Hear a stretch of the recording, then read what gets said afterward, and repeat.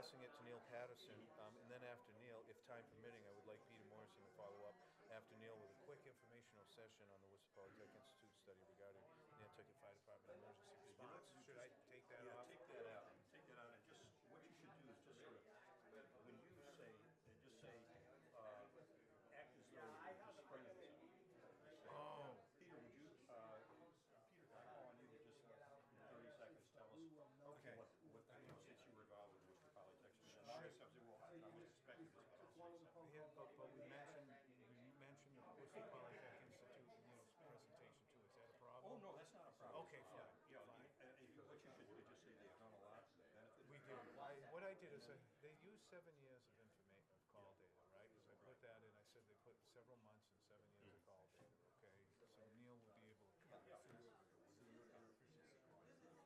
Yeah, I'll just say, well, I'm the moderator here, but yeah, let me tell you briefly, because I work. Yeah, I think what I'll do is I'll be sitting over here as the moderator, and then you guys, however many of you are, can be sort of. All right, I can probably move this chair and take this one down because I don't think we need it. All right, Peter. Yeah, let me give you each, so you know where we're going. This is the fact sheet that I put together also, which you can play off of if you want. You can refer to that and say, as the fact sheet shows you, or it's stated in the fact sheet, blah, blah, blah. I tried to, see, this is the thing that a lot of people can pull.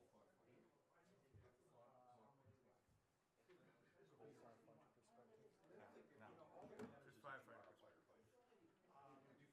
We're good with that, Neil. Okay. We're good. I have somebody who is the person who says that. Thank you. I'm just wondering, hi, Libby. I'll sit like way over I here. think Peter's gonna sit there. You have to sit there. Is that what you actually said? You said one second. No, that's not right. Do you want to sit there? When I first Because you're gonna have to take it. What are you saying? Because I don't know if Alan and listen, don't be surprised at some of the things I say,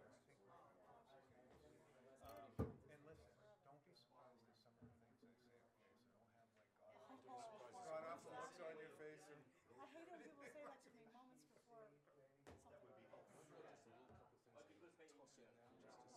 and when I start rambling on all the problems in the building, don't fall asleep. I don't see, look at this. Why is this? That's fine. That's fine. Hey, listen. Why is this? Well, maybe we'll have more opportunities for this too, Peter. I don't.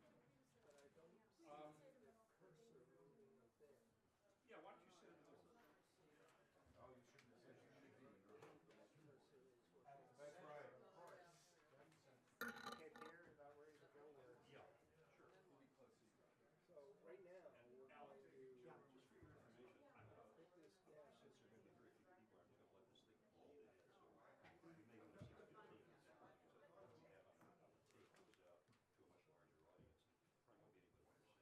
On the tape goes out to a much larger audience. Probably won't get anybody what you're saying. Maybe we can want like till 5. There you go, work. Yeah, I know. I think we might get done early this year. Is it all gonna be dark? No. Can you get the list back? I will. Yeah, I guess we don't have a choice. I was going to try to get this. Me? Not him. It was a gremlin one.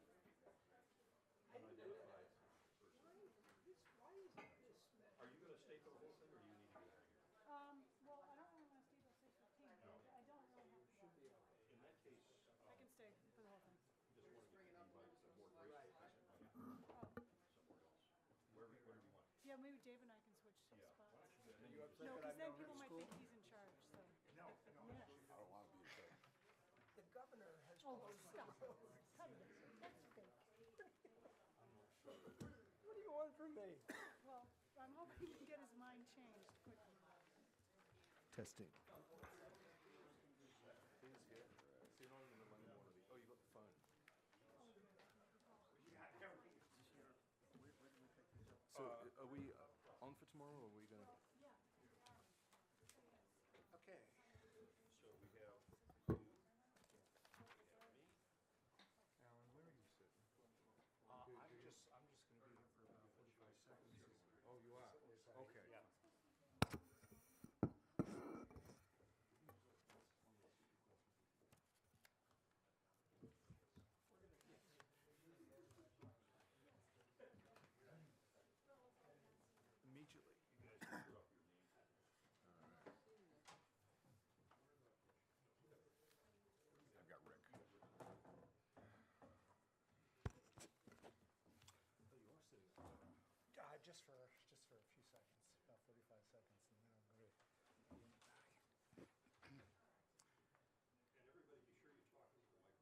Testing, testing. Okay, Peter, you Libby, do ready? you have to get close to the mics, or is it just,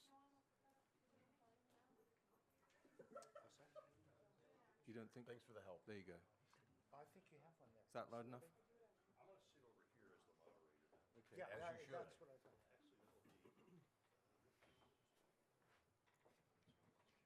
So you guys can move down a little bit if you want. Oh, I thought you were going to sit Are we down all the which same way? No, no, it's better if I'm up here as the moderator. Oh, all right. I'm not center stage, yes. All right, then here, why don't you sit? Sorry, yeah. Okay, ready? Everybody put your hands up so that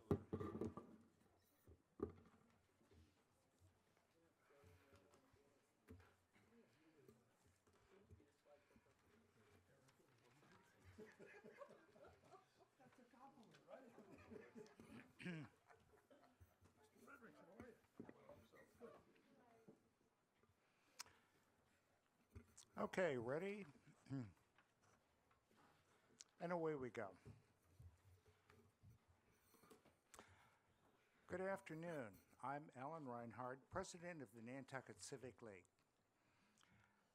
It's my pleasure to welcome you this afternoon to the Nantucket Civic League's forum, Investing in Nantucket's Future, planning for, let's retake this again. I'm sorry about the sloppy introduction. We are taping this, by the way. Good afternoon. I'm Alan Reinhardt, President of the Nantucket Civic League. It's my pleasure to welcome you this afternoon to the Nantucket Civic League's forum, Investing in Nantucket's Future, presenting the case for the new elementary school and the new fire station that'll be on the annual town meeting the annual town meeting this April. Part of the purpose of the Civic League is to educate the public and to encourage public participation in local island government. Today's forum is one way that we fulfill this purpose. You'll hear representatives from the school making the case for the new elementary school that is needed and for the new fire station. On February 23rd, we will have a second portion of this forum series. It will deal with ways that these two major capital projects might be financed, and also we'll discuss what will happen or some of the issues around doing nothing. There will be a time for questions. We will have people in the audience who will be coming around with cards. If you have a question for any of the speakers, just write it on the back of a card and we'll get it to them.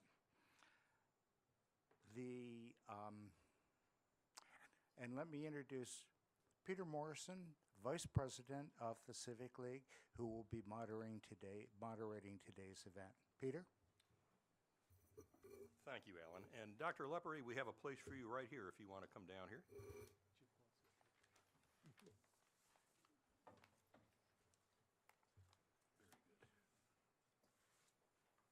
We'll seat you right here. And I will move over to the moderator's seat.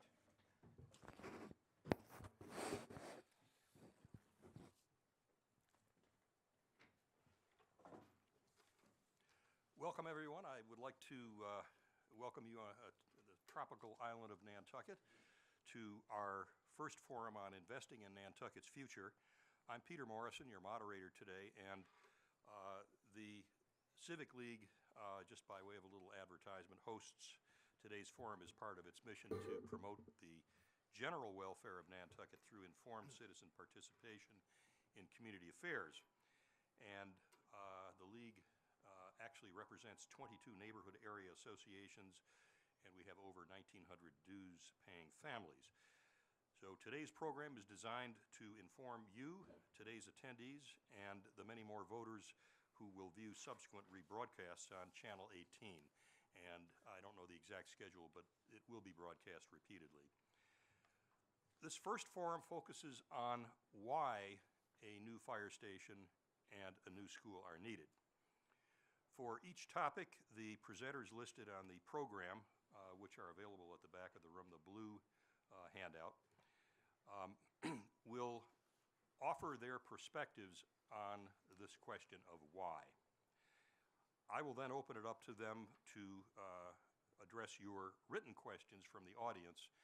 And the way we'd like to work that to economize on time is if you have a question, raise your hand and someone will come by with a pencil and a note card, and you can write your question out. It'll be brought down to me. You can put your name on if you want.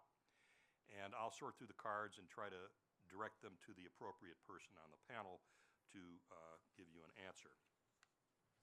Our first topic is the proposed new fire station, and we'll hear first from our town manager, Libby Gibson, who is going to tell you something about both of these major capital programs before we go on to Chief McDougall to offer his perspective on the fire station. Libby? Thank you very much, Peter. I think what you mean by that is the procedural details of how Yes, these things get yes. through the process.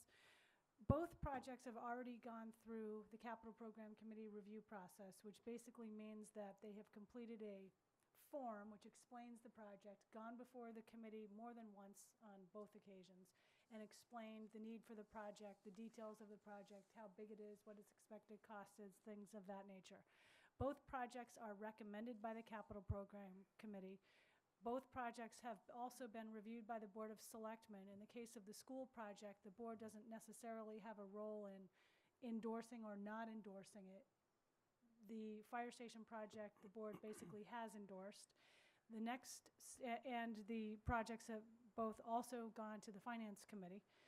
They are both warrant articles on the 2015 annual town meeting warrant, which starts Monday, April 6th, by the way. They are, if I'm recalling correctly, I believe they are Articles 11 and 12. Both are written in a manner that will require debt exclusions at a subsequent election following the town meeting. So they will have to be approved at town meeting in order to be validly considered on the election ballot, which is on Tuesday, April 14th. So that's sort of the procedural aspect of things. And I believe they both require a 2/3 vote for a debt exclusion at town meeting. As far as why the project of the fire station, in any case, is needed, I'll leave the school to the superintendent, although I would certainly support that project as well. The fire station project has been in the planning phase for quite some time now, years now. It was, if anybody recalls, supposed to be part of this project. However, it was viewed as a large project, very expensive, and the board decided to take another look at it, established a committee to review it. The committee recommended that the project be broken into 2 phases, the police station phase and the fire station phase. Both phases, though, happening here on this property.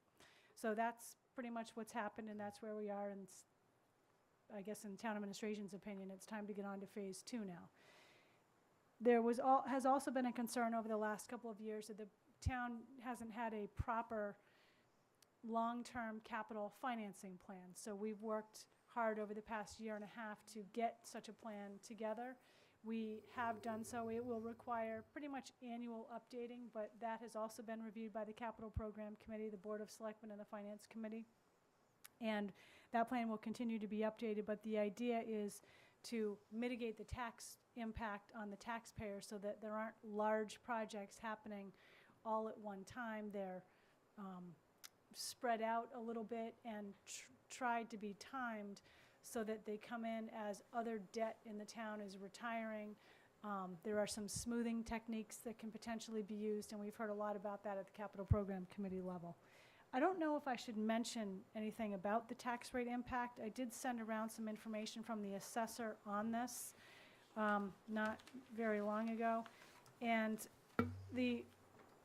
I guess since I sort of sent it around to a lot of different people, I'm going to mention it, although I should qualify it by saying that the numbers have changed since a little bit, since we had the assessor prepare these numbers.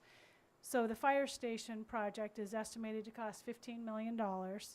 if we assume borrowing at 5.5% for 20 years, which possibly might be a little high or conservative, the project would, the payback of the debt would begin in fiscal year 2019. It would ultimately cost the taxpayer who has a $1 million assessed value property with a tax bill of $3,670, $60 annually. And that is going to change a little bit as we actually know what the debt service will ultimately cost. But that probably is a little bit of a high number. The school project, and I know the number has changed now. We did an assumption of 47 million, so it's gotten a little better since then even. Same borrowing, 20 years at 5.5% with the payback to begin in fiscal 19. That would cost the taxpayer with an assessed valued property of $1 million. Their tax bill would be $3,790, and their increase in their tax would be $180.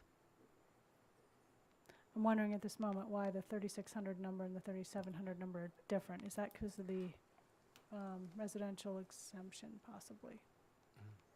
Yeah, I think that's what it is. In any case, those are basically the numbers. And they are going to change a little bit because the school number is now a little different. And those are assumptions with the interest. And Thank you, Libby. So if I understand it correctly, we're talking about a tax rate increase in very rough terms of $100 or $200, not $1,000, for this kind of an investment, given the ingenuity of how it gets financed. Next, I'm going to call on Fire Chief Mark McDougall to offer his perspective. We're starting with the new fire station. And again, let me remind you, if you have questions, mark them, raise your hand. We'll take them at the end of the session. Mark? Great, thank you, Peter. I'd like to thank everyone for showing up tonight, such a lovely evening, and for the opportunity to discuss the new fire station.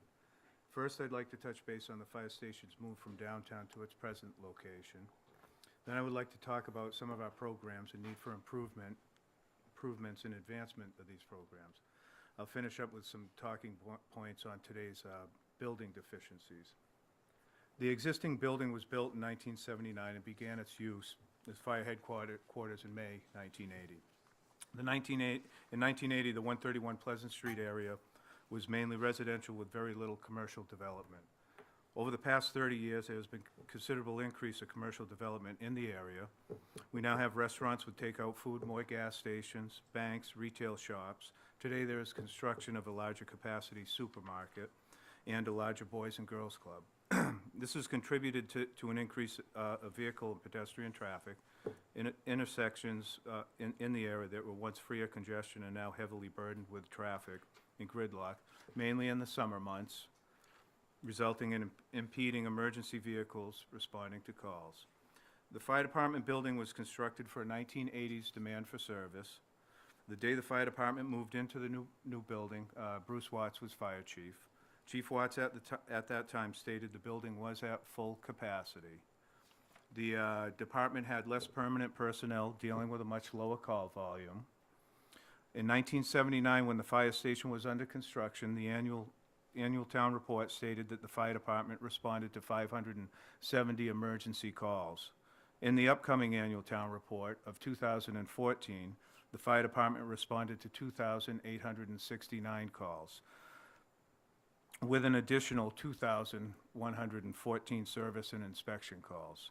As expected, the island's growth over the past 30 years, call volumes have increased considerably. The fire department faces a similar situation today as it did in 1979. That is, moving from an undersized property and building located in a densely built-up downtown area to a less congested area.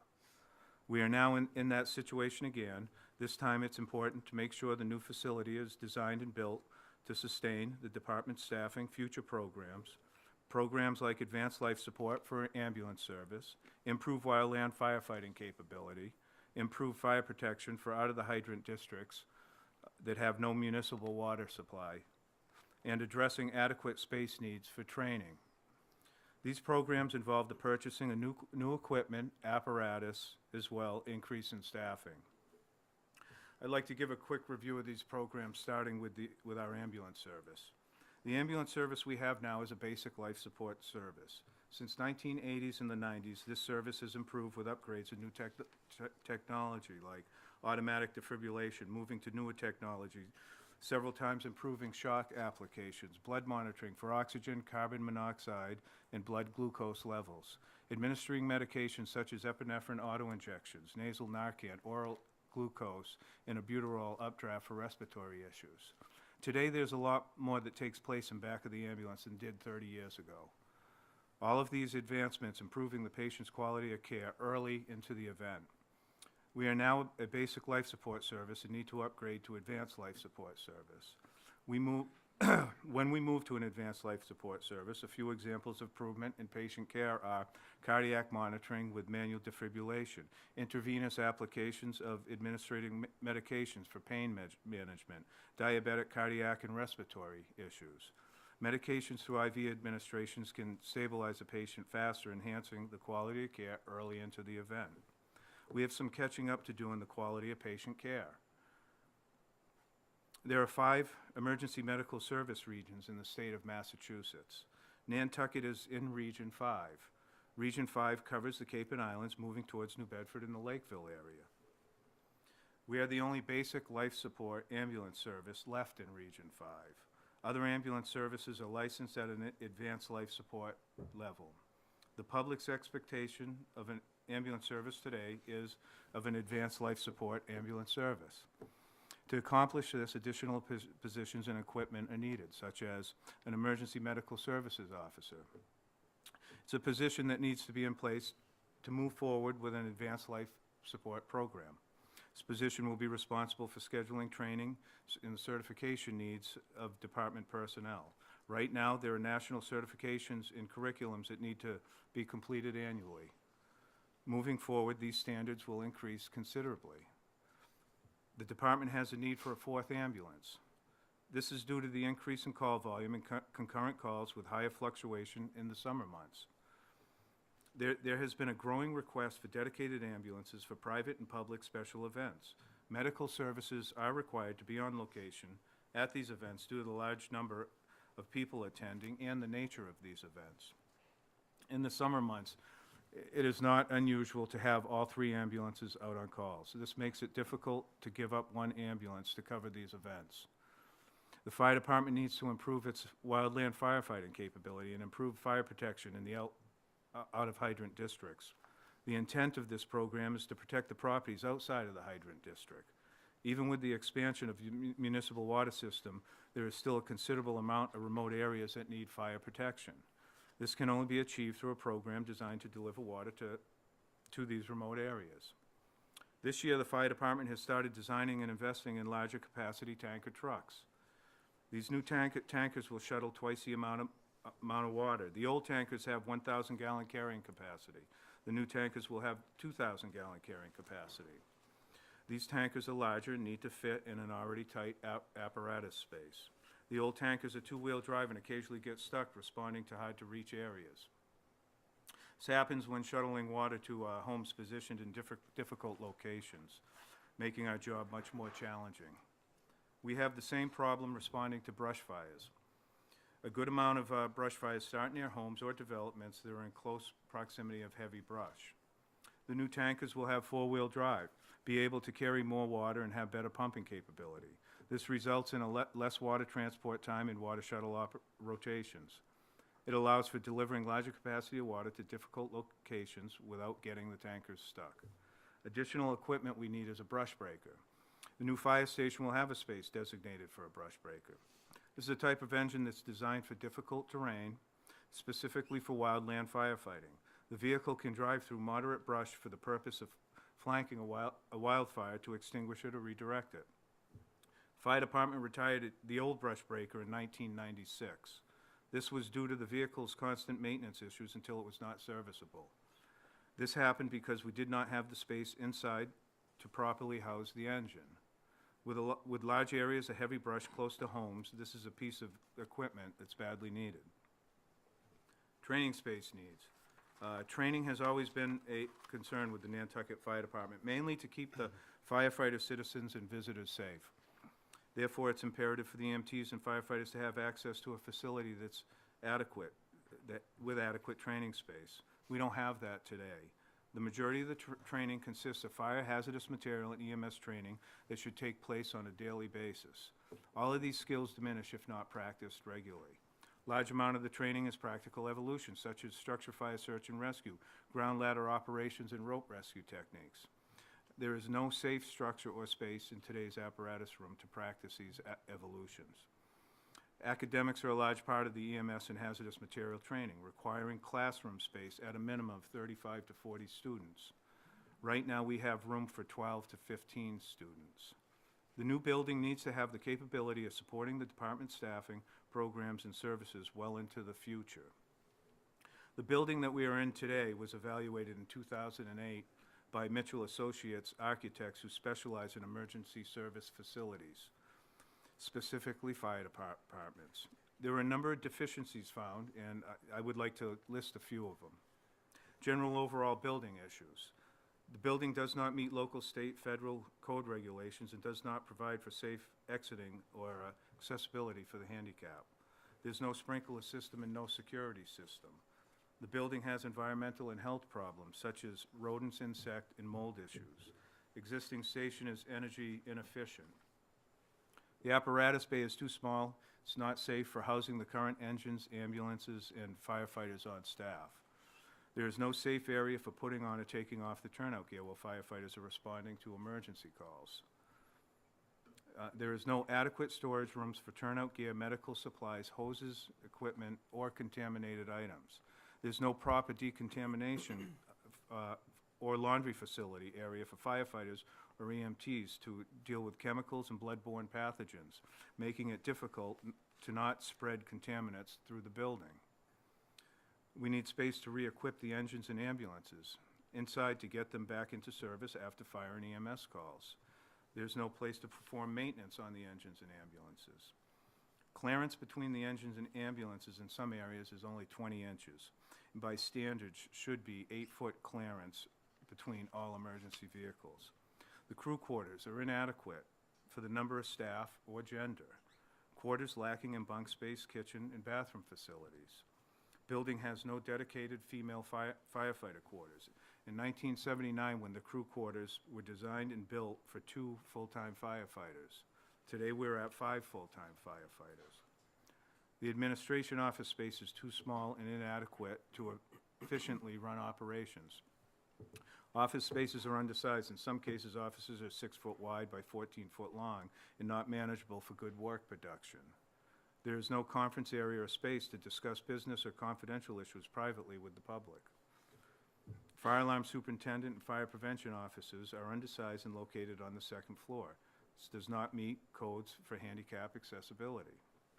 And the secure record storage rooms are too small. The volume of required records to be stored has exceeded storage capacity. Solving these issues and moving forward, Nantucket Fire Department will provide citizens and visitors of this island with a higher quality of patient care and an improved fire protection of properties. I'd like to continue this presentation by handing it over to Neil Patterson. Neil can inform everyone on further areas of discussion that have taken place over the past year with the new fire station work group. All yours. Thank you, and I'd like to start by thanking the Civic League for hosting this. In November of 2013, the Board of Selectmen established the new fire station work group. The work group's directive was to review the existing plans for a new fire station at 4 Fairgrounds Road, review the feasibility of other potential sites, including smaller satellite stations, and review the feasibility of expanding the fire station at the current site. The Board of Selectmen appointed work group members from the Capital Committee, Finance Committee, Board of Selectmen, and 3 citizens at large. The group spent 15 months in discussion, evaluating options that were potentially reachable, and specifics discussed were, to start with, we evaluated the existing floor plans, evaluation of the existing floor plans. This involved discussions of the square footage needed for present department operations and future department programs and growth. Programs like the ambulance service upgrade, better fire protection for the island, and training needs for the department. As a world-class resort community with a large seasonal population that pays a majority of our taxes, expectations exist that we provide medical care in the form of advanced life support that reflects the reality of 2015. We also looked at the existing floor plans for the new fire station, which have incorporated space to help solve these issues. The work group then evaluated other potential building sites. In addition to the current fire station location, other locations that were evaluated for the new fire station included the water company property located on Milestone and Old South Road, hospital property on Prospect Street, 4 Fairgrounds Road, and the old police station property on South Water Street. Then we looked at the renovation of the existing building. The concerns to the limitations and restrictions of the size and layout of the new building's footprint were discussed. Concerns of present and future progression of commercial businesses and buildings in the immediate area were discussed. The level of construction required to reconstruct was evaluated. The new fire station's location today presented concerns about what to do with the fire department for a period of 2 years while the present building was under construction. This would require a temporary move of the department, and there is no other location that will work or budget in place to accomplish this. We then looked at the potential of smaller satellite stations. The operations of several smaller satellite stations on Cape Cod was reviewed, and how this has the potential on the island. Included in the discussion were locations in the downtown area, Sconset area, and the Cliff Road area. There was extensive discussion regarding the need for additional staffing with implementation of satellite stations. It was decided by the work group that a continued effort is needed for further study in the department's emergency response. This was followed up with the Worcester Polytech Institute group spending months evaluating 7 years of the department's emergency response data, resulting in a very in-depth report supporting the work group recommendations. Our final recommendations include: number 1, the fire station work group concludes unanimously the existing fire station has been functionally obsolete for many years, and that the new fire station is a high priority. The building capacity has been surpassed, and this does have impacts on firefighter safety. After careful review, the work group's recommendation to the Board of Selectmen is to build a new fire station on the location at 4 Fairgrounds Road, connected to the present public safety facility about there, as we all would know. In addition, for the town to continue the study of department data to be used for determining the needs of future satellite stations. And there's just 2 other points I would like to make from which I brought from the work group, which was considered important. By delaying this project, it will start to impact our homeowner insurance rates. Improved facilities, upgraded equipment, and better fire protection programs bring our insurance rates down by giving us a better national fire class rating. Insurance companies use these fire class ratings to set our rates. We have the potential to keep these rates in check by implementing these necessary improvements. Additionally, if we don't go forward, there'll be a 3 to 4% increase annually in the cost of building a fire station, which in today's costs, that's $450,000 a year to delay doing anything, which is quite a lot of money. And that's where I end. But I would like to pass it over to Peter Morrison to talk about the contributions the Worcester Polytech made, and also actually to thank him for drafting our report, which took a long, long time and many hours in those 15 months, and thank you. Thank you, Neil. I'm just going to take 30 seconds to kind of outline what happened this year with the Worcester Polytech team that happened to be working at the same time that we were working as a work group. And I think it's fair to say that what we now have in place both from this year's work and going forward, because I know there's going to be future teams, is kind of a de facto in-house analytic unit for the department where these people basically assemble all the data, put it together in a way that can be applied to decisions that will have to be made in the future. I think it's going to be a great benefit to all of us, especially to the chief going forward, to have this information. We're already looking at how one could go about evaluating possible sites 5-10 years from now for a satellite station if that were needed. So that's just by way of saying we're making use of the data in a way it was never used before. Finally, I'd like to call on Rick Atherton to offer an alternative perspective on the new fire station. Rick? Peter, thank you. My comments tonight are my own. They do not represent the thoughts of the Board of Selectmen. The board agreed to put the fire station capital item on the warrant.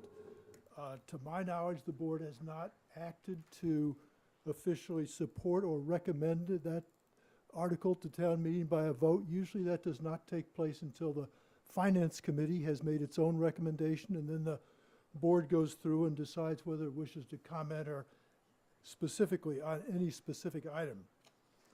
I think you've heard clearly why the need for a new physical facility is there, and I don't disagree with that. My concern, though, has more to do with the response time and some of the goals of the department, and really much of the information that's come forth from the WPI study.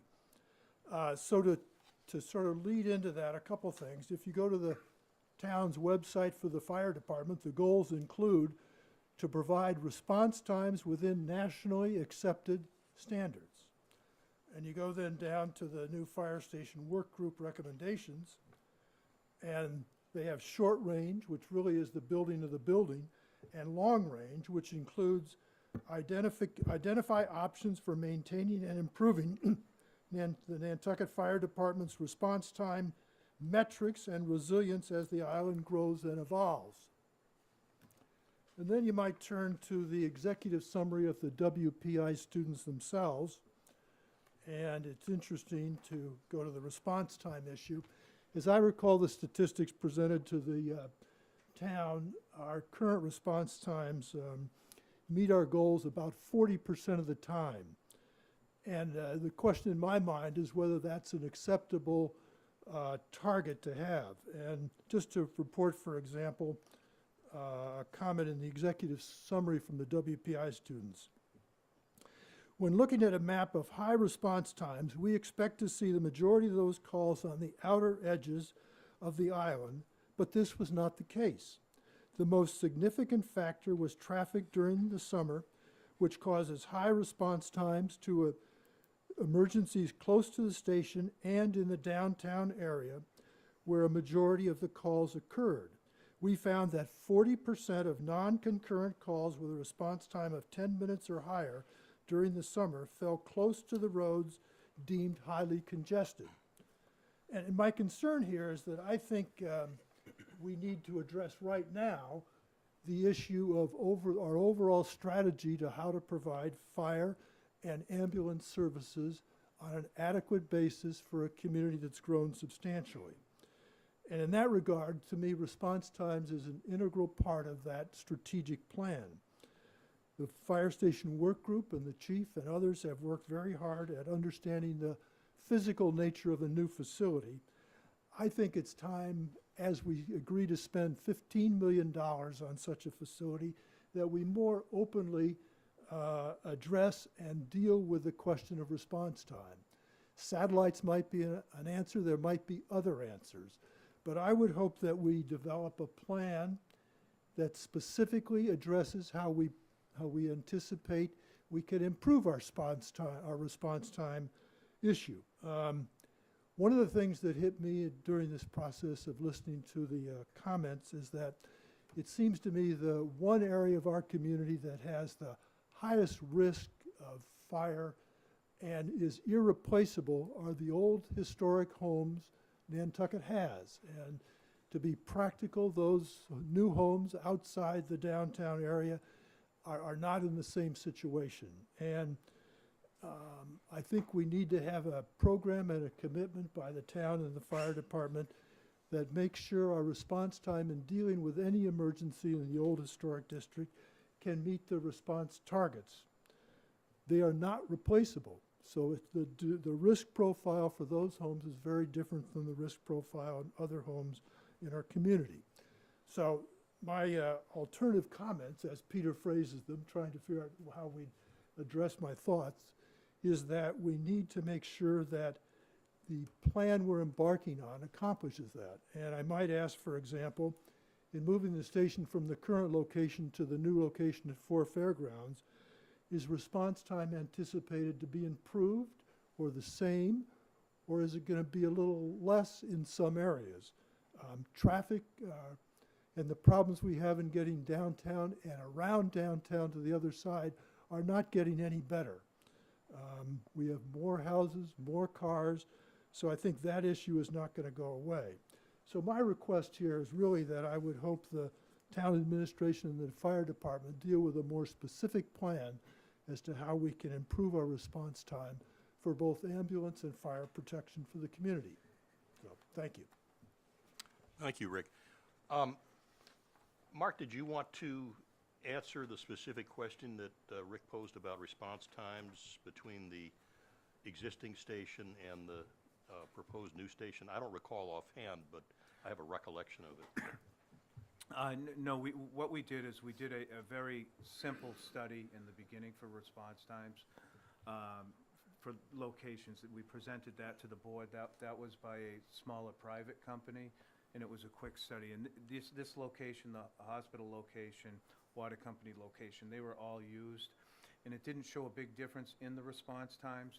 That study was done by mile per hour. They did timing for 25 miles per hour, 35 and 45. And I don't disagree with anything that Mr. Atherton's talking about. The only thing that we're trying to do as a fire department, and this is what's really important with the Worcester Polytech study, is that that's a partial study. We need to go deeper into it, because even though 40% of our response times are within national standards, the problem is our ambulances and fire engines are not equipped with the amount of personnel to make national standards. So in other words, when we have 3 firefighters working and a fire engine goes out for a first initial alarm, it should have 5 firefighters on it. Many times we're gonna have 3. So that's how in-depth the study has to go to even evaluate that 40% to make sure that's legitimate. And I'd like to take the moderator's prerogative of giving a 30-second answer also, because I think you have chartered a very important course for the future, Rick, and it goes beyond the immediate question of what are we going to do about the lack of a sufficiently sized facility. It's important to use the data that we have and start to address the questions that you've posed. And I would like to state for the record that the Worcester Polytech team not only analyzed a lot of data that I thought was worth analyzing, but they actually developed a prototype simulation model that would allow us to answer the questions that you're posing. Unfortunately, their term came to a close before they actually could use the model, but they left it there in place for the next team to come in next year.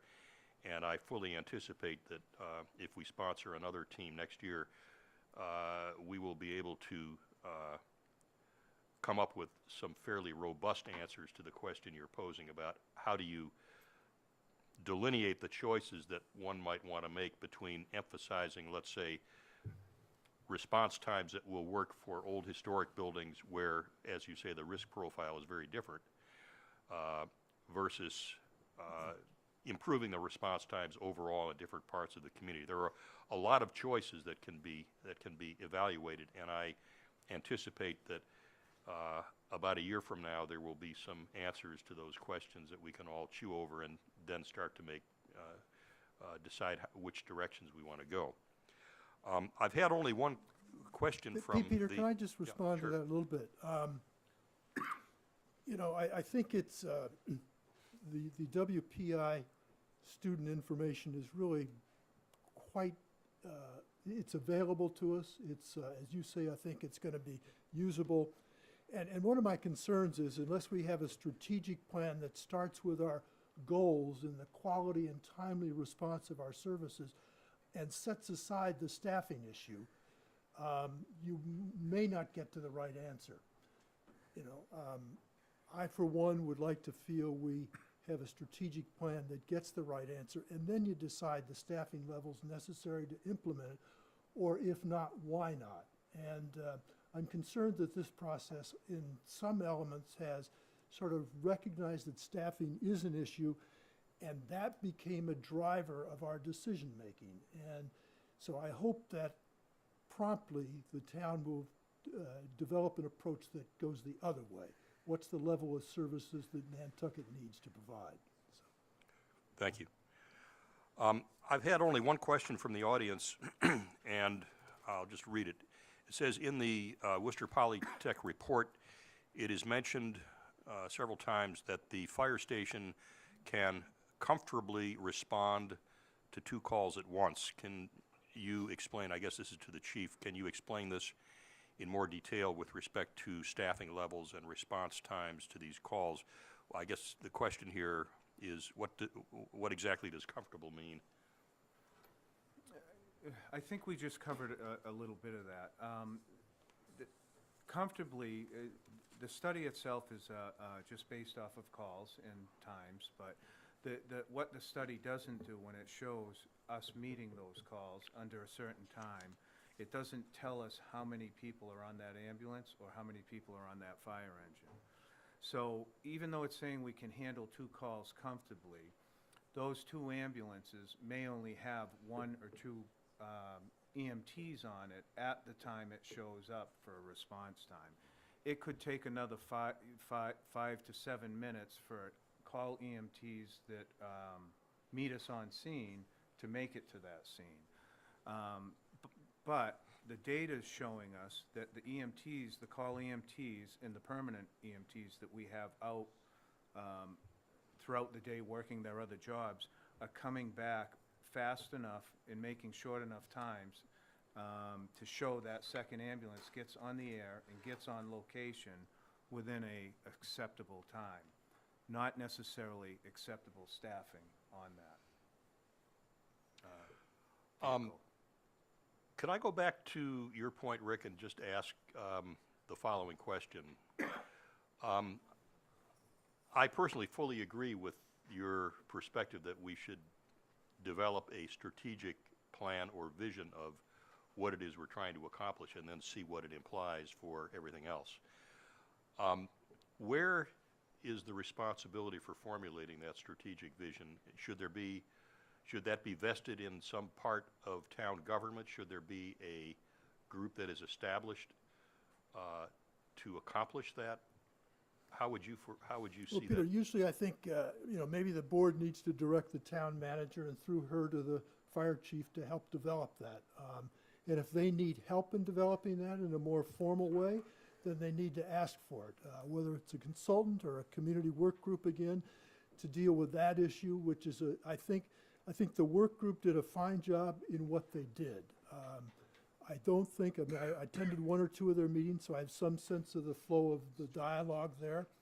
I think they felt, my observation, Neil can disagree, I don't know if I would use the word constrained, but their priority was looking at the building, not looking at the vision and the overall strategy for meeting the fire protection and ambulance service needs of the community. So maybe it starts with us, but you know, it works both ways. Each department in the town, I think, is also responsible for developing their own vision of the service level they're trying to provide, and that also comes up through the town manager to the board. So it's sort of a little iterative, if you will.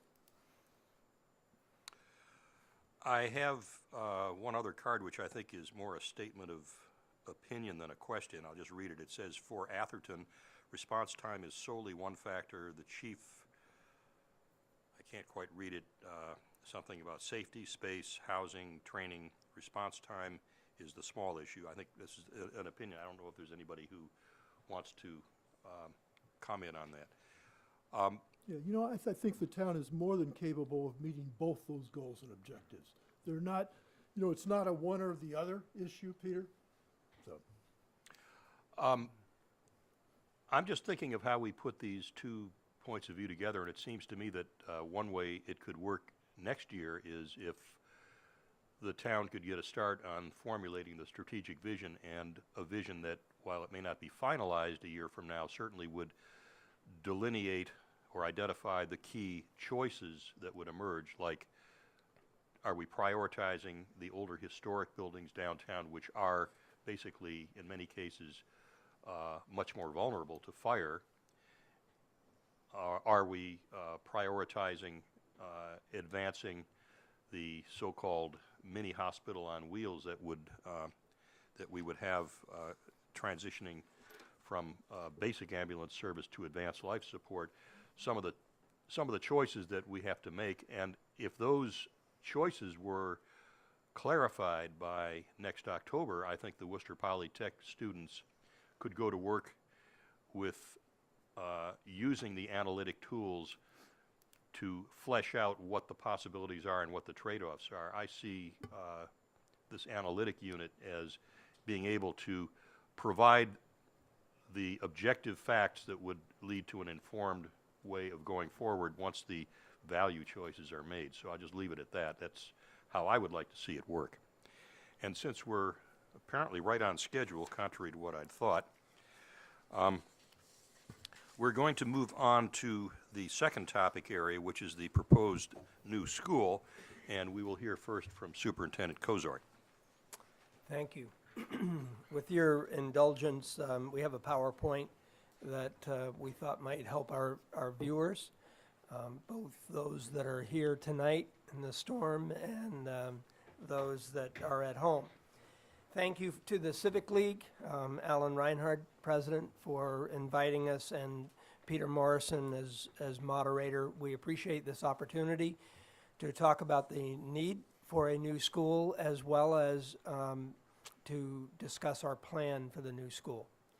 The story of the new school and the need for a new school is really a study of the enrollment increases in the past years. And if you would go to the enrollment. Mike, I'm going to see the screen better from out there. It's fine, thank you. Excuse me? There have been 3 studies of the needs, the space needs in the school district in the last, since 1999.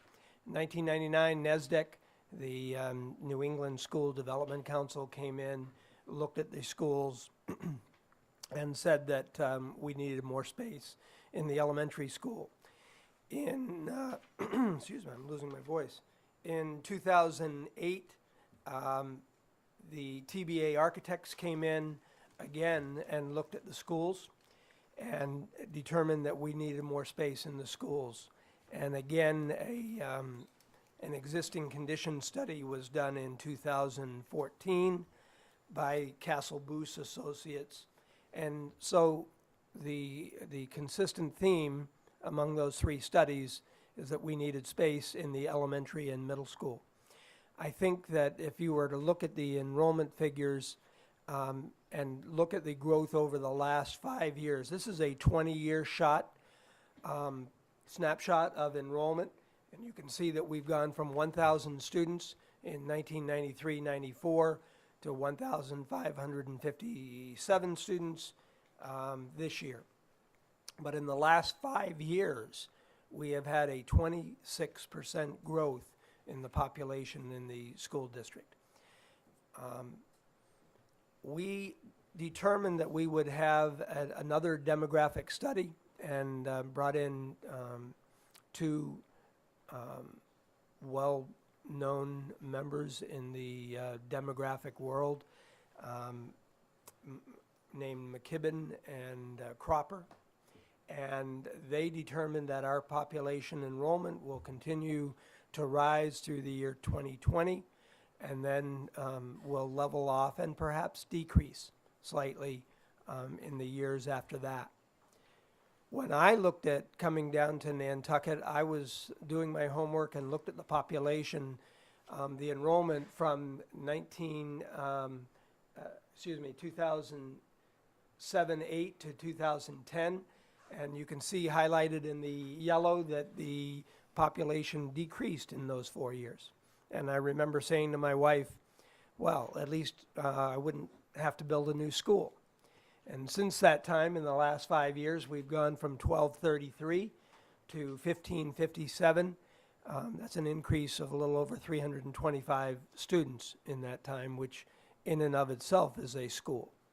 When you add that to an already overcrowded elementary school, and our elementary school this year in October had 725 students, for a school that was built arguably for 500 or 550.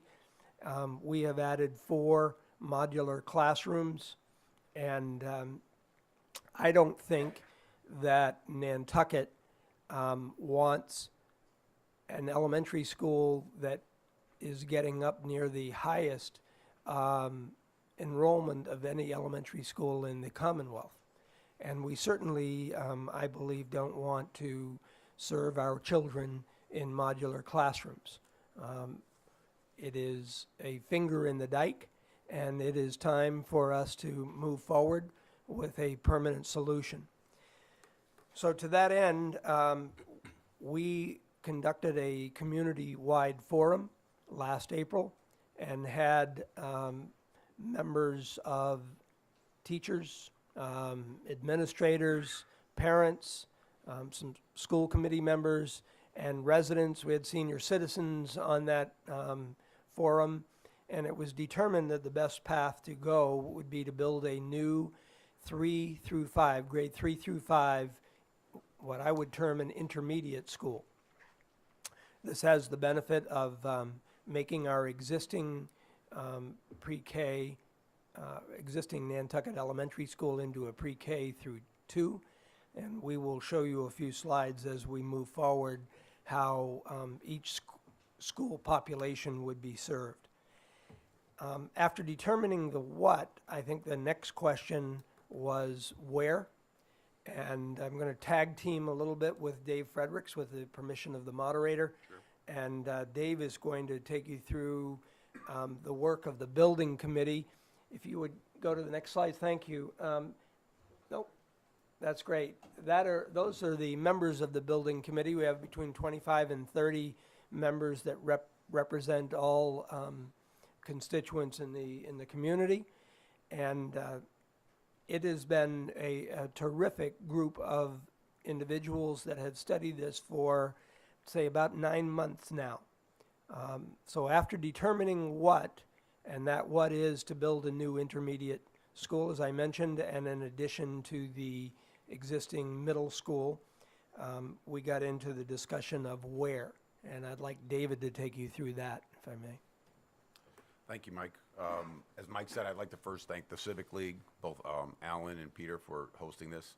I'd also like to thank Mark, the leadership needed here to get us to focus on the need for that fire station is something that I've watched for 20 years. So I hope that the town pays attention to what our chief has to say.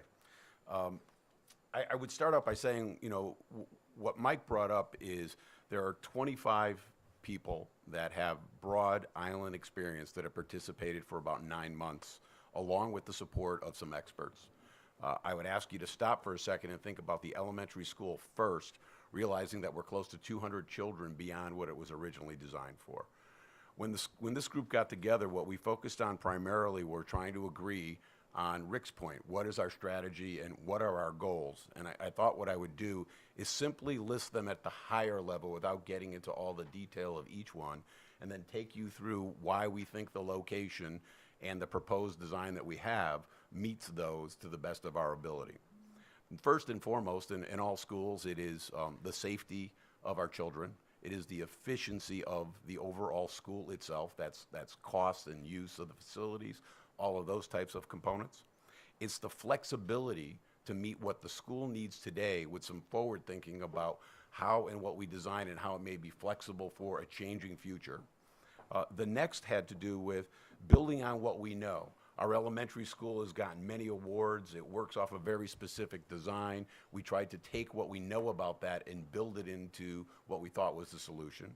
We further looked at the success we had at our high school and middle school, where we have a campus-like feel, and where high school students can interchange with middle school, the parents can have limited drop-off, and we tried to build that into our discussion.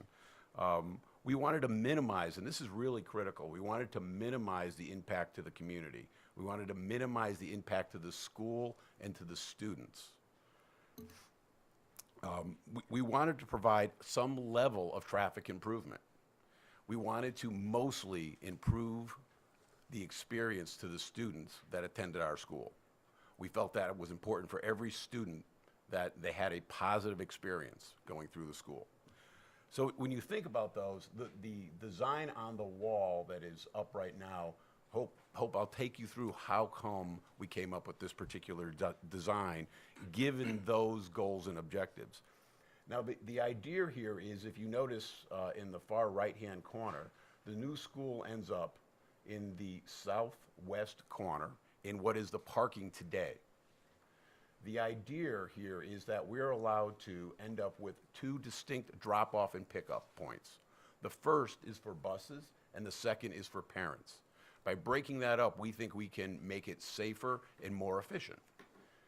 The next approach is, when you look at the school, is we want the ability for the two schools to stay next to each other, both for flexibility, that is, teachers or administrative staff and or parents can migrate between the two schools in a matter of steps. So if you have children in both schools, or you have an issue in both schools, you're able to manage those with limited impact on the movement across this, if you will, small piece of the campus. The next was to take a look at the overall campus flexibility. And when you look at that, we decided that the right answer was to have an interconnecting road and or pathway for the kids. And the idea here is that children and again, or administrators can move from one side of our school campus now, not the elementary school, but school campus, from one side efficiently to the other. Now this does a host of things, everything from the Boys and Girls Club to pick up and drop off traffic. The intention is that this will not be open 24 hours a day, that it would be automatic gates and things that would secure its purpose. The design is not done. I'm sure that part of the final design will show there'll be a separate pathway built into that for just the kids, separate from vehicles. But once and for all, you'll be able to leave and move across our campus. Now that's important because when you start to think about efficiency, we can share in parking so that if there's an event at the high school or a football game, we can share in that event. If for some reason there is an open house and you want to park and you're a parent who has children in both locations, you can move back and forth across the facility. Our children, more than anything, gain from this because they once and for all will have a well-designed means to move between and across the campus. And as we all know, getting to the Boys and Girls Club from the elementary school is a significant issue that we need to improve upon, and the plan built that in as well. When you look at the site, the next thing you should notice is we do not touch any of the existing fields.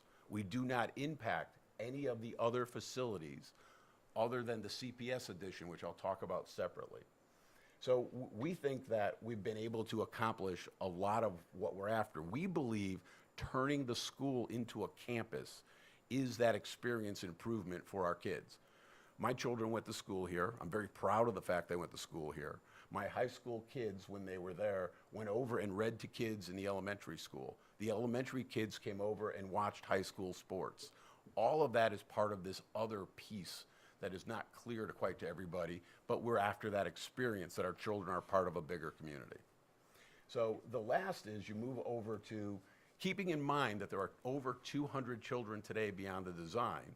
In the next 3 years, those children will be moving to the middle school. So in this idea that we're a community, the goal here is to move the woodworking group into a common place where the middle school kids can work with those types of activities with or alongside the high school kids. Not that they'll be in the same class, but they'll be able to share that space. We can take that space slightly expand it, and have ample room for fractions for those kids that will be moving through the system today that are in 3rd and 4th and 5th grade that will be coming over to the middle school. When we look at the project overall, we think we have found a fair way to turn around and achieve all of our goals. There's one point, and I talked past it, so I apologize. The school is 2 floors. That's meant to minimize the footprint. As Nantucket continues to grow, valuing every square foot so that down the road we have not boxed the next generation into not having enough space, we felt the right answer was to go to a 2nd floor. So, Mike, I thought one of the things that would be helpful as well is to just spend a few minutes talking about the inside of the school. Sure.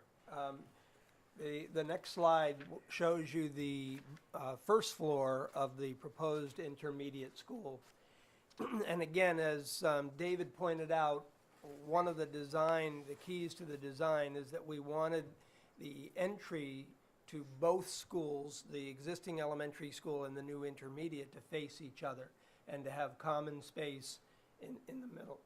So we do have a gymnasium, we have a media center, cafeteria, and kitchen.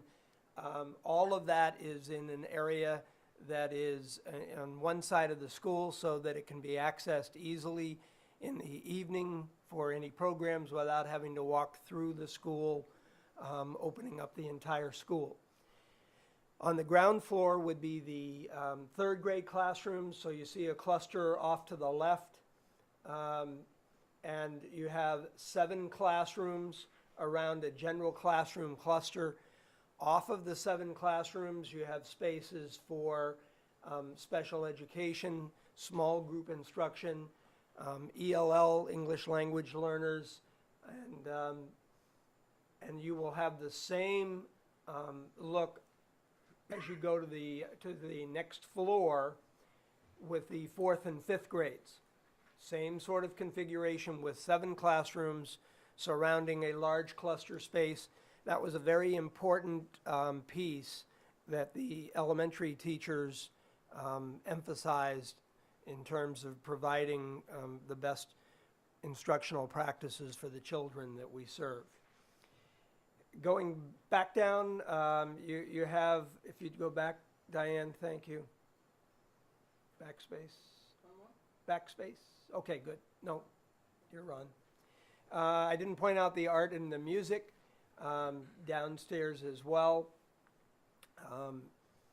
The design is simple. I think the challenge in the design, as it is any time that you build any municipal building, is how to build it large enough without making it too large.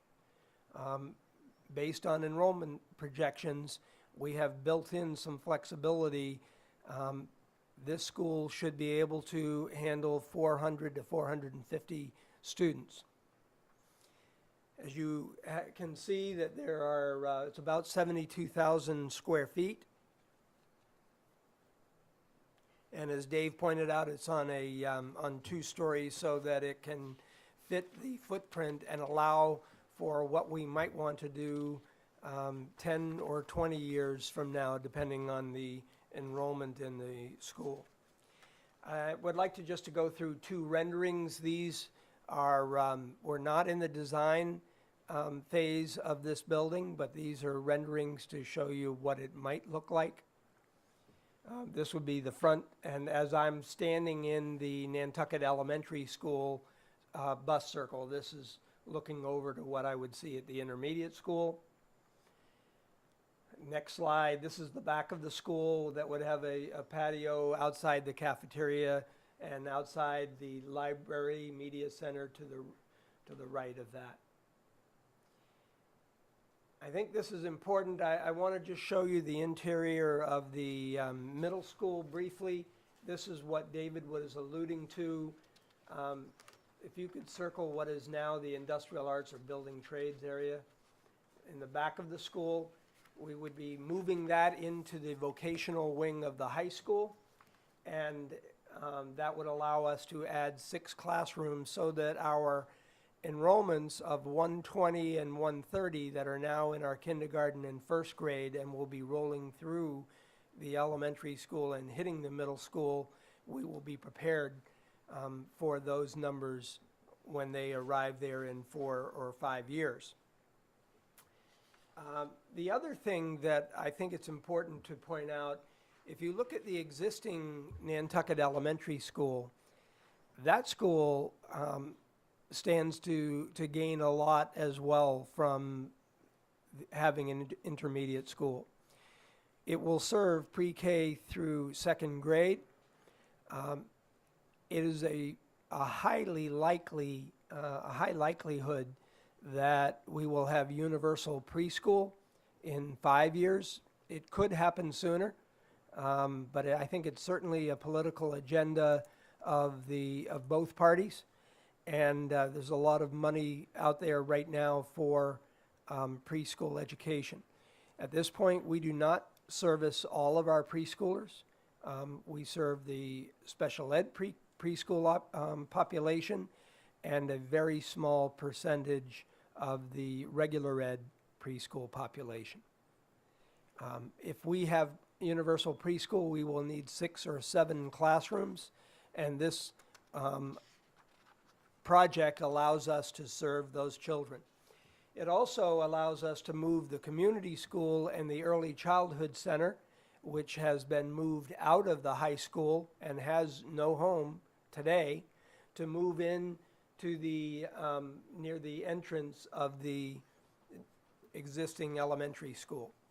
That makes perfect sense. The early childhood center serves children from birth through age 4, and it makes a lot of sense to our building committee and administration to have those children first come into the school that eventually they will be attending. And as well, the community school will have space. Depending on enrollment, the central office, the superintendent's offices, will also be in this school.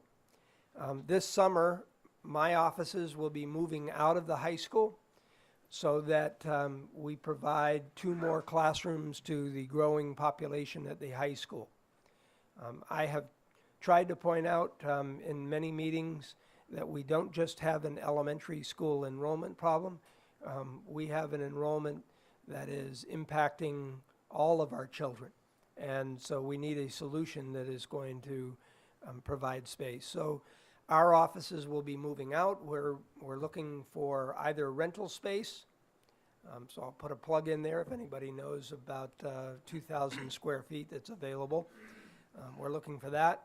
Or we will be moving into a modular classroom ourselves.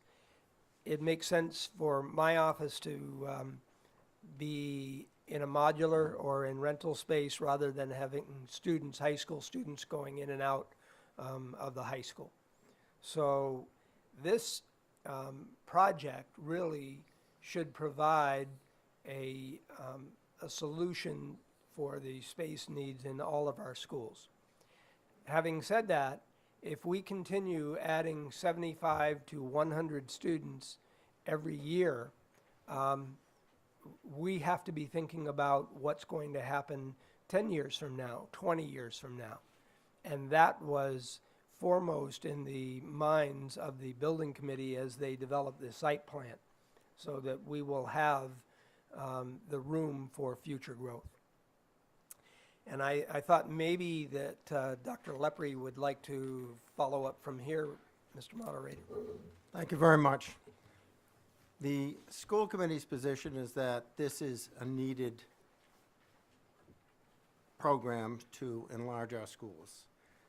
When my daughter graduated from the high school, there were 47 children in her class. We are now having classes coming through of 120, 130, and we have to respond to that need. It's extremely important, I feel, and I think the committee feels, to have a tremendous emphasis on those early grades, to have the smallest classes possible so that we can do the best job possible. We have to respond to this. I would remind people that not that many years ago, the high school was way too large.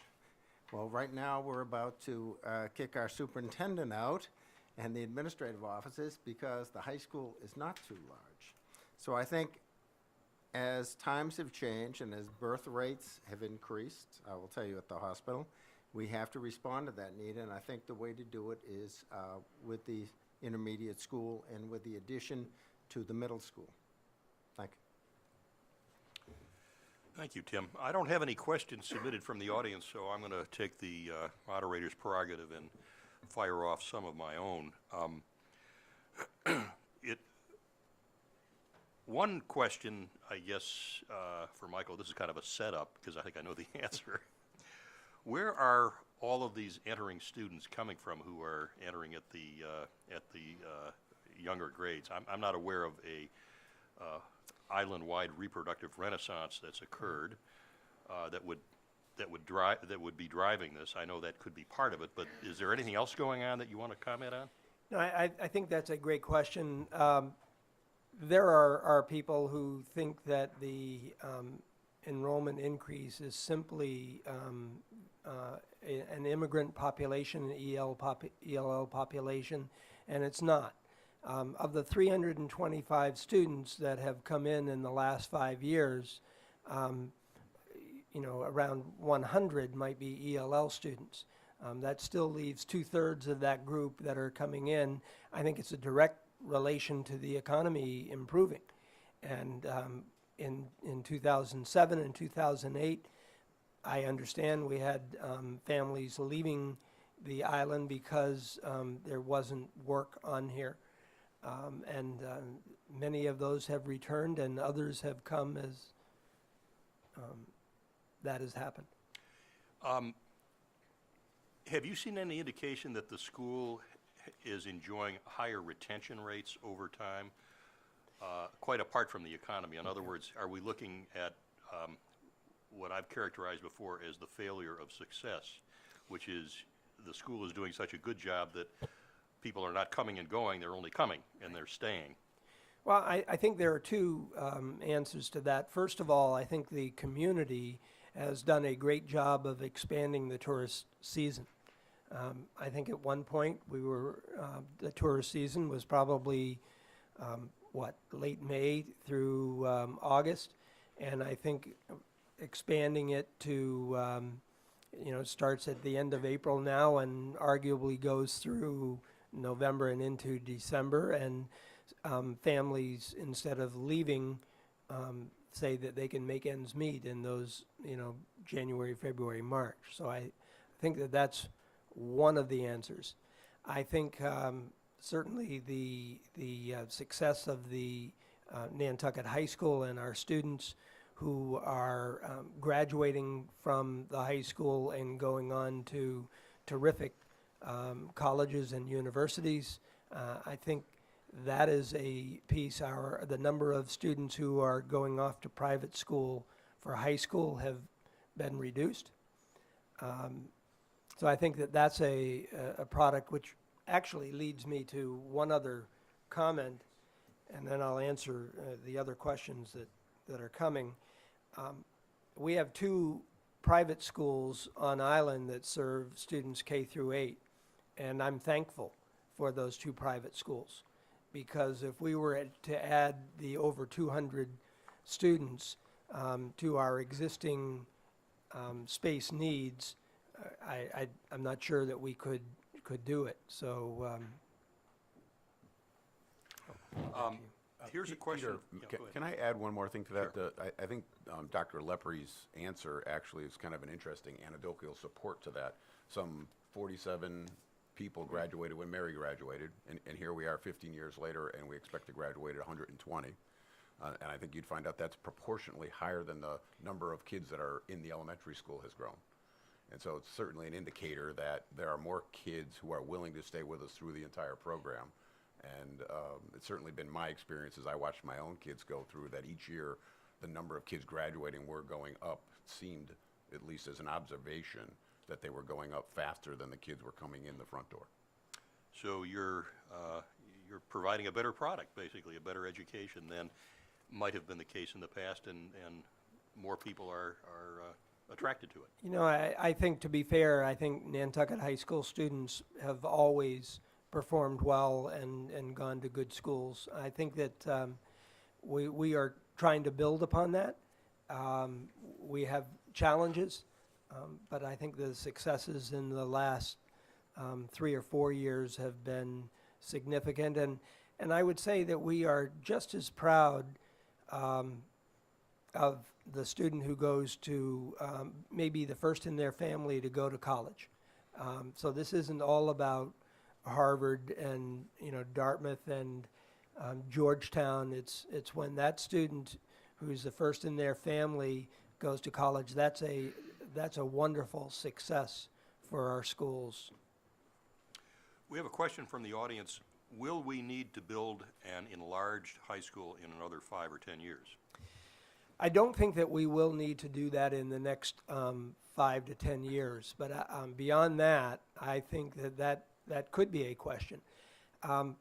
We do have right now, if you looked at the enrollment page, this year's senior class is 101 students.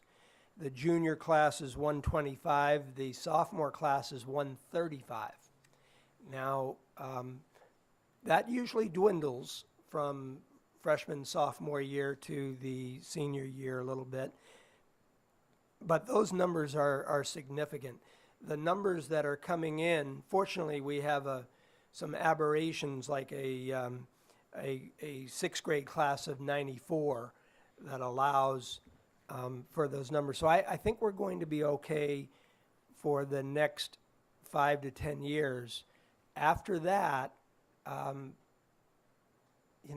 think that there's a concern. In my mind, we may need to build a new school. It would probably be a new middle school and make the existing high school, middle school into one high school, because the dollars are cheaper for building a new middle school than a new high school. But I think that will be determined, 10 years plus out. Just following up on that a bit, I know that all the research shows that universal pre-K is probably the best investment that a nation can make in its human resources, and you've opined that it's probably going to happen, which means that there's going to be federal money or state money or both providing students with the necessary resources to have that. And that I assume is going to be an impetus for more enrollment growth beyond what is now forecast. We don't have that in the forecast, but if you're a betting man, would you bet that there's probably going to be not so much a leveling off, but perhaps another boost if and when that happens? I agree, and certainly we're talking more when we're getting into demographics. We're in an area that you're far more comfortable than I am with your experience, but I think that we will have that leveling off. I think that Nantucket has always shown that it's rebounded from any economic downturn. And when that rebound hits, we could level off today and we need that new school. We already have the 725 students, so we need a school of 300 today, not based on tomorrow's numbers. Right. There's another question. I'm not sure that anybody here can give a very thorough answer, because it's really a question that is going to be addressed in the second forum, but I'll throw it out for anybody who wants to take it up. Will you explain in more detail the financing costs of these projects? We do have a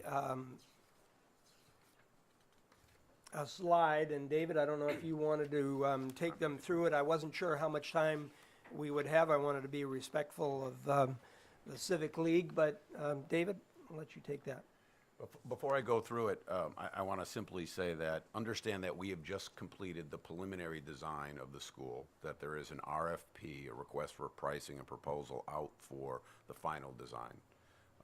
However, we took our role pretty seriously, understanding that the timeline of this project was such that the need was today, and we had to have some level of comfort that our number was the right number, if you will. So when you build one of these, and in my previous life I spent a fair amount of time in larger projects, the components that people often forget about include design and engineering, licensing and permitting, finance, and the overall project contingency approach. And so when you think about those components, I want you to think about the fact that if we look at just the construction of the facility, not including some of the miscellaneous site improvements that we talked about to turn things into a campus, the overall project budget would be about $36.6 million. But again, when you look at what it costs to design one of these today, to finance one of these, to do the licensing, and to do all the other miscellaneous site improvements, the ultimate budget turns into the $44.8 million. So as you look at these, there are numbers up on top, and as everybody wants to turn around and do is jump to the total, but it's important for people to put this in place. The new campus-wide traffic improvements and parking alone are about $2.8 million. And understand, go back to the goals of the committee, when you look at all of the things that are impacted by growth, we believe this is a cornerstone of turning the campus into an all-in-one support for all of the schools, not just the elementary school. The parking is the very simplest example. Every one of us here, and I always use the football game as the easiest thing, but it could be a play at night. It could be all kinds of events that happen at the high school. The high school doesn't have adequate parking. To build adequate parking for the high school and then go and build adequate parking for the elementary school would be a sin in the lack of forward thinking in ways that we can share these resources. If you go back to the site plan, David, I'll just want to point something out.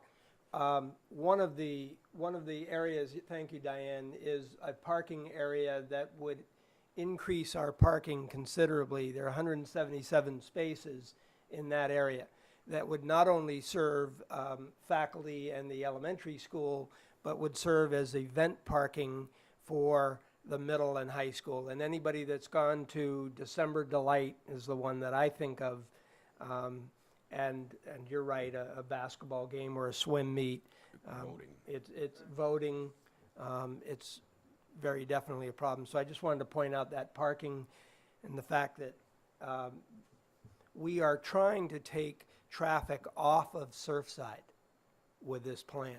And it's been one of the nice things about having Andrew Vorse and Mike Burns on the steering committee, who have helped us try to minimize the traffic that comes back on Surfside and that would eventually get clogged at Surfside and Sparks. So taking that even further, if you notice, which is not a cost to the town, it's a relationship for the town, is even the ice rink parking. One of the other advantages to this, if you will, cross-campus drive, is the idea that that parking is even more overflow parking. We have been in conversations with those folks. They are and have been in the past willing to work with us and do the right thing for the town. So again, you've got to keep thinking that, that $2.8 million is about a holistic solution for bigger than just the schools, but the community at large. So if you can jump back to the budget.